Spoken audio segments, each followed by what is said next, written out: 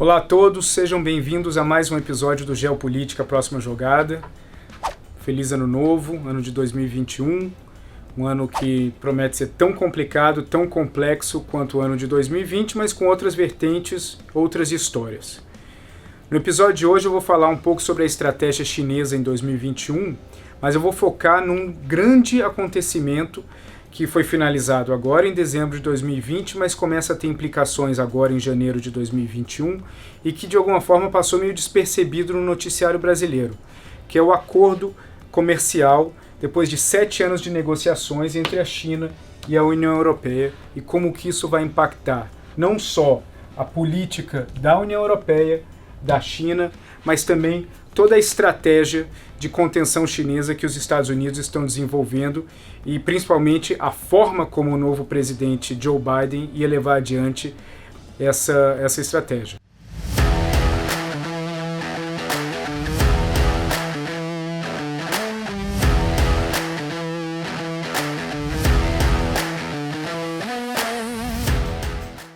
2021 é o ano do centenário do Partido Comunista Chinês, 100 anos de existência, então na China eles estão preparando uma grande festa, mas não só isso, para eles o simbolismo do ano também impacta muito a forma como eles querem ser percebidos no mundo.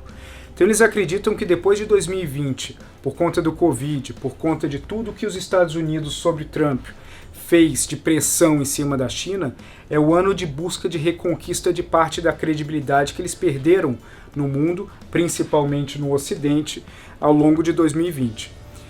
Parte dessa estratégia de reconquista passa, invariavelmente, pela diplomacia da vacina, ou seja, as 3 vacinas que são produzidas hoje na China, da Sinovac, da CanSino e da Sinopharma, que é produzida em 2 localidades, isso eu já falei várias vezes em programas passados, eles estão sendo distribuídos para vários países do mundo, uns comprando, outros recebendo de doação, mas isso tem a ver muito com a estratégia de boa vontade que a China quer colocar e quer se relacionar com vários países. Os países que podem comprar acabam desenvolvendo uma relação comercial. Os países que não conseguem comprar, mas que são estratégicos para a China, acabam recebendo ou num preço subsidiado ou como cortesia, como é o caso, por exemplo, do Paquistão e de outros países da Rota da Seda que passam pelo centro da Ásia, mas também por outras áreas do mundo. A China, como eu também já falei, ela focou em exportar o medicamento para alguns países que beiram o Mar do Sul da China, visando uma estratégia de contenção da pressão que esses países colocavam em cima da China. Mas não só isso é o ponto principal. 2021 é um ano muito especial, por conta não só do centenário do partido, mas também porque vai ser a preparação dentro do Partido Comunista Chinês para as eleições no ano que vem, que não devem trazer surpresa e devem trazer o Xi Jinping novamente para mais um período à frente do país. Em cima disso, é um ano onde a China ela vai ter que observar como que vai ser essa mudança de estratégia americana nas tensões que não devem mudar, que devem continuar entre Estados Unidos e China, mudando a forma, mas não necessariamente a pressão. E a pressão americana com Biden, ela vai ser bastante diferente do que a pressão que foi colocada por Trump. Como eu expliquei também no programa, em alguns programas passados, com o Biden, a estratégia em relação à China vai envolver alguns países específicos. O Canadá, o Reino Unido, a União Europeia, a Índia, Japão, Coreia do Sul e Austrália. Esses países vão fazer parte dessa coalizão que os Estados Unidos quer montar, argumentando que é o momento de resgatar aliados históricos dentro de uma ação multilateral em relação à China, que vai perder o efeito surpresa das ações unilaterais que o Trump tinha em relação à China, mas vai trazer mais potência. Isso já vem sendo anunciado há muitos meses, desde antes da campanha presidencial americana. Mas um ponto específico, que foi o acordo entre a China e a União Europeia, afeta diretamente essa estratégia americana. Por quê? Porque a União Europeia é um parceiro-chave dentro dessa estratégia de contenção multilateral que os americanos querem executar em cima da China, mas no momento que esse acordo entre China e União Europeia é finalizado, a China ganha uma vantagem muito grande de barganha para pressionar a União Europeia em determinadas medidas que a União Europeia pode tomar em parceria com os Estados Unidos contra a China. Na prática, o que acontece? Quando os Estados Unidos utilizarem a União Europeia como parceiro para pressionar a China em questões de direitos humanos, questões relacionadas ao Mar do Sul da China, a Taiwan, a Xinjiang, entre outras coisas, a China vai ter uma narrativa muito poderosa em relação à União Europeia, que é o acordo comercial que eles fizeram. Por quê? Esse acordo comercial ele é relativamente vago. Ele fala sobre promessas, possibilidades de investimentos, possibilidades de análises, de parcerias, ou seja, a decisão final cabe aos chineses de quão profundo o acordo desenvolvido com a União Europeia vai chegar. Já a União Europeia, ela precisa desse acordo com a China. Primeiro, a saída do Reino Unido. O Brexit já é um divórcio traumático dentro da União Europeia, colocando o Reino Unido numa bolha independente onde eles vão desenvolver acordos com vários países.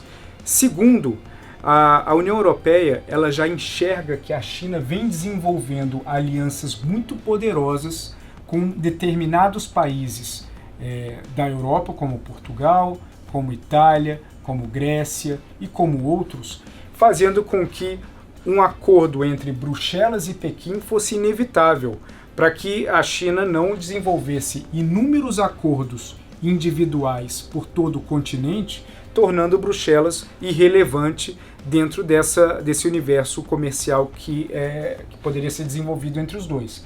Então o momento para Bruxelas era absolutamente chave de acelerar esse acordo com a China, principalmente pelas questões econômicas e comerciais que implicam na perda do Reino Unido como um importante parceiro dentro da União Europeia. Agora, esse acordo ele teve uma pressão muito grande nos últimos meses, principalmente da Alemanha e da França, para que ele fosse concluído. Países como Polônia e Itália se colocaram contra, na verdade não se colocaram contra, fizeram críticas contra esse acordo com a China, apesar de que no momento final eles não votaram contra. O interessante é que a Itália, um dos países que se colocou, que fez ressalvas pesadas nesse acordo com a China, é um país que no começo do atual governo, um governo de direita, liderado pelo Salvini, ele acabou desenvolvendo uma parceria com a China, onde a Itália integrou a Rota da Seda chinesa. Agora, um dos pontos levantados pelos italianos nos últimos meses foi a falta de comprometimento de determinados pontos do acordo que eles esperavam com a China. Trocando em miúdos, grande parte do investimento que era esperado na Itália por parte desse acordo desenvolvido com a China não aconteceu. Isso é um temor de vários países na União Europeia, mas mesmo assim, sob a liderança da França e da Alemanha, o acordo foi em frente de qualquer jeito. A China, do seu lado, argumenta que a questão do Covid atrapalhou todo o planejamento estratégico de investimentos nos países que fazem parte da Rota da Seda, inclusive a Itália, e que isso vai acontecer naturalmente na parceria que eles estão avançando com a União Europeia. Agora, geopoliticamente, o que é o mais interessante nesse acordo? Bom, lembramos que os Estados Unidos, sob a liderança do Biden, vai ter uma abordagem multilateral em relação à China. Isso é algo que a China não gosta, que teme. A China preferia a posição unilateral que os Estados Unidos de Trump aplicavam em cima dela, porque aí era uma questão tete a tete, um contra o outro, que não envolviam outras lideranças ocidentais dentro do que estava sendo objeto de tensão entre Estados Unidos e China. Quando o Biden coloca a ideia do multilateralismo desse coletivo de países pressionando a China, isso gera uma tensão na China. Agora, quando existe esse acordo entre União Europeia e China finalizado, isso acaba gerando uma ruptura maior dentro da estratégia americana de utilizar a União Europeia para pressionar a China. Isso foi o grande balde de água fria que os chineses colocaram, e os europeus também colocaram, nos Estados Unidos nessa virada de ano.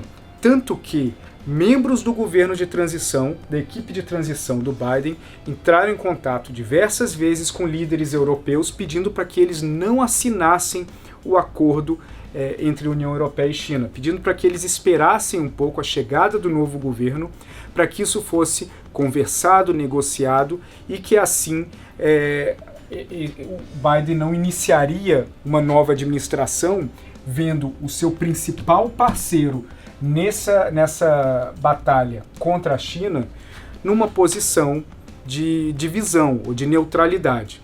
A União Europeia respondeu que a postura americana histórica dos últimos 3, 4 anos em relação à Europa não foi uma postura de aliados, por mais que a equipe do Biden lembre constantemente de que era um governo diferente, uma administração diferente.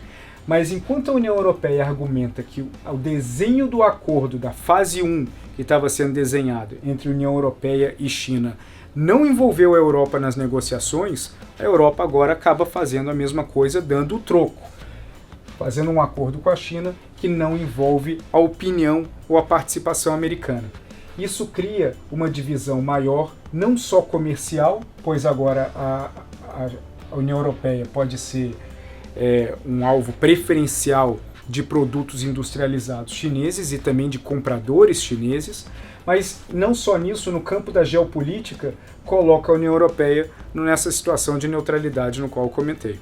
A China, que queria começar o ano abordando uma nova estratégia de recomposição da sua imagem, isso foi o melhor acontecimento que houve para eles no final de 2020. Porque isso recoloca a China numa posição comercial importante. O fato da União Europeia, que possui credibilidade perante vários aliados chineses no mundo, é grande. Então, quando, por exemplo, o Peru, o Equador, vários outros países do mundo observam esse acordo que foi fechado, eles observam que ali existe um voto de confiança dado pela União Europeia à China que, de certa forma, justifica que eles também deem esse voto de confiança em relação à China. O ponto preocupante para o Biden nesse início de mandato dentro desse acordo é que questões de direitos humanos, que vai ser o carro-chefe da estratégia dele de contenção da China, podem ficar neutralizados na Europa. E isso para ele é o pior ponto possível. A Europa, para Biden, seria o principal parceiro dentro de duas vertentes, a da mudança climática e da questão de direitos humanos. Fora, obviamente, a questão comercial, etc. Mas esses dois temas, eles são extremamente importantes na política externa americana. A questão da mudança climática não envolve essas disputas geopolíticas que nós observamos. Tanto que nós veremos dentro do Acordo de Paris vários inimigos, vários países que têm antagonismos pesados, cooperando e trabalhando juntos. Mas a questão de direitos humanos é uma questão extremamente sensível na China. E a argumentação americana, trazendo a União Europeia, a Austrália, a Índia, o Japão, a Coreia do Sul, para qualquer sanção que viesse a ser aplicada em indivíduos do Partido Comunista Chinês ou empresas de tecnologia vinculadas a ações que, na percepção americana, violam direitos humanos, principalmente em Xinjiang e em Hong Kong, fazem com que o poderio americano de pressão perca um peso muito, muito importante. O mesmo argumento que os Estados Unidos também traz é que esse acordo não pode ser confiado. Por quê? Porque dentro da narrativa americana, o acordo, por exemplo, entre China e Austrália, no final das contas, não tem sido respeitado pela China por conta desse embate com a Austrália. Então hoje você tem navios australianos ainda esperando para desembarcar minério e, por conta da tensão entre os dois países, grandes obrigações comerciais não estão sendo conduzidas.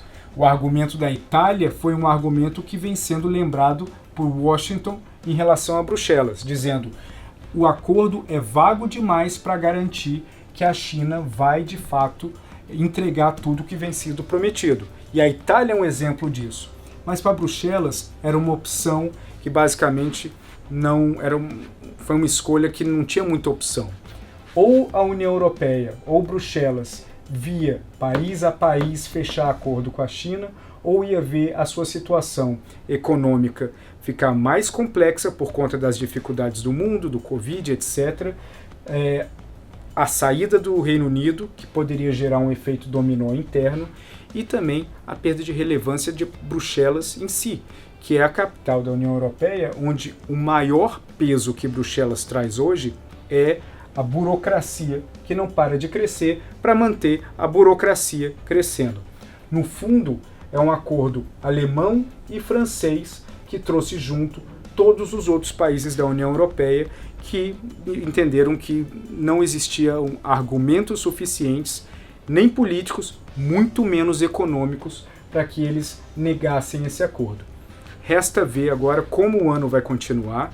Essa foi uma grande vitória diplomática chinesa e agora nós temos que observar, e eu vou abordar nos próximos programas, os detalhes da abordagem chinesa em relação à Índia, assim como a abordagem americana, em relação à Coreia do Sul, ao Japão e à Austrália, e, em cima de tudo isso, as negociações entre Pequim e Londres para um acordo de livre comércio que, de novo, caso isso seja concluído, não deve ser logo isso, mas caso seja concluído, seria uma vitória diplomática tão grande para o Reino Unido, colocando os Estados Unidos numa situação difícil e onde eles vão precisar usar a criatividade, a diplomacia e a inteligência para solucionar.